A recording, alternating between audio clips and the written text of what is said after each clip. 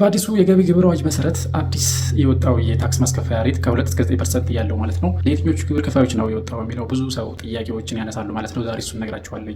ስለዚህ በአዲሱ የገቢ ግብር አዋጅ መሰረት የተጨመረው የሬት ማስከፈያ ሬት ከ2 እስከ 9%፣ 2%፣ 3%፣ 5%፣ 7% እና 9% ናቸው ማለት ነው። ይሄ ደግሞ እንዴት ይከፈላል? ጠቅላላ ሴልሱ አመታዊ ሴልሱ ላይ እነኚህ ፐርሰንቶች አፕላይ ይደረጋሉ ቀጥታ ማለት ነው። ይህ ምን ማለት ነው? ለምሳሌ ከ0 እስከ 100 ሺህ አመታዊ ሴልስ ያለው በ2% ተባዝቶ ይከፍላል። ከ100 ሺህ እስከ 500 ሺህ ያለው ደግሞ በ3%፣ ከ500 ሺህ እስከ 1 ሚሊዮን በ5%፣ ከ1 ሚሊዮን እስከ 1.5 በ7%፣ ከ1.5 እስከ 2 ሚሊዮን ደግሞ በ9% ተባዝቶ ቀጥታ ሴልስ አመታዊ ሴልሳቸው ተባዝቶ የሚመጣውን ቀጥታ ይከፍላሉ ማለት ነው። የብዙዎቹ ጥያቄ የሆነው ግን ይሄ ሴልስ ወይም ደግሞ አመታዊ ሴልሱ በምን ይታወቃል ደረሰኝ ካልተጠቀምን የሚለው ነው ማለት ነው።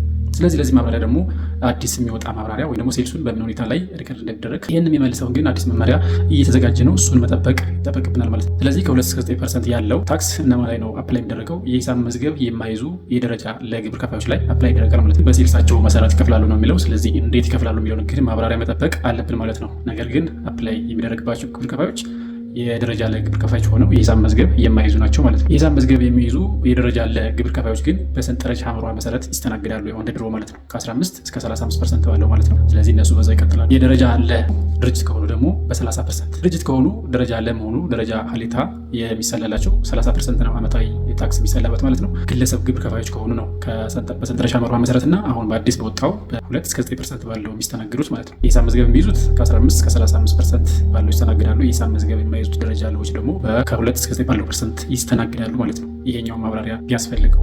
ድርጅት ግብር ከፋዮች ግን በ30% ነው የሂሳብ መዝገብ የመያዝ ግዴታም አለባቸው። ከትንሽ እስከ ትልቅ ድርጅት ከሆኑ የሂሳብ መዝገብ ይይዛሉ ማለት ነው። ደረጃ ሀሌታ የሚባሉት ከ2 ሚሊዮን በላይ ያሉ ናቸው። ደረጃ ለ የሚባሉት ደግሞ ከ2 ሚሊዮን በታች ያሉት ናቸው ማለት ነው። ስለዚህ ደረጃ ሀሌታዎች የሂሳብ መዝገብ የመያዝ ግዴታ አለባቸው። ቫት ተመዝጋቢ ናቸው። ደረጃ ለ ግብር ከፋዮች ደግሞ ሂሳብ መዝገብ የሚይዙ አሉ፣ የማይይዙ አሉ። ቫት ተመዝጋቢ አሉ፣ ቫት ተመዝጋቢ ያልሆኑ አሉ። ስለዚህ ደረጃ ለ ውስጥ ብዙ አይነት ግብር ከፋዮች አሉ ማለት ነው። ስለዚህ ግልጽ ማድረግ የምፈልገው ምንድነው ከ2 እስከ 9% ተብሎ የመጣው አፕላይ የሚደረገው ደረጃ ለ ግብር ከፋዮች የሂሳብ መዝገብ የማይዙ ማለት ነው። እነኝም ደግሞ የግለሰብ ግብር ከፋዮች ደረጃ ለ ሆነው የሂሳብ መዝገብ የሚይዙ ግለሰብ ግብር ከፋዮች ግን በሰንጠረዥ ሐምሯ መሰረት ይስተናገዳሉ ማለት ነው። ስለዚህ ዛሬ ትንሽ ግልጽ ያደርግላችሁ የፈለግኩት ይህንን ነው። እንዳልኳችሁ መመሪያ ብዙ መመሪያዎች ይቀራሉ። እሱ እስከሚመጣ ድረስ መጠበቅ እና ይህን አካውንት ላይክና ፎሎ እያደረጋችሁ በየቀኑ የሚወጡትን አዳዲስ ነገሮች እለቅላችኋለሁ። የቴሌግራም ቻናል አለ፣ እዛ ላይ መመሪያዎቹን እለቃለሁ ሲወጣ፣ እዛ እየገባችሁ ጆይን አድርጉ። አሁን አፕዴትድ ሆኖ የወጣው የዚህ አዲሱ የገቢ ግብር አዋጅ አለ። እዛ ላይ ገብታችሁ ብዙ የተሻሻሉ ነገሮች ስላሉ እዛ ላይ ገብታችሁ ማንበብ ትችላላችሁ።